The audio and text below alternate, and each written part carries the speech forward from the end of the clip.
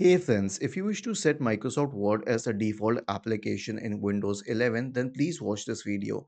Now, for .doc and .docx files, Microsoft Word is the default application if it is present in the system. But wait, I will explain this with an example. Let's say I created a WordPad file. Okay, if I have WordPad, okay, it's not there. So I will create a Notepad file.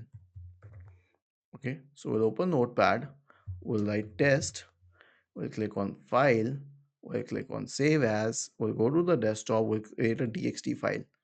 Okay, now since it is a txt file, the default program will be Notepad. So right click on it, select open with, choose another app, select Word here, click on always, and it will always open with Microsoft Word even though it is a .txt file, or for that matter any other format which is supported by Microsoft Word. Not every format will be supported, but whichever format is supported can be for that certain format, Microsoft Word can be set as the default. Was this helpful? If yes, then please subscribe to the channel.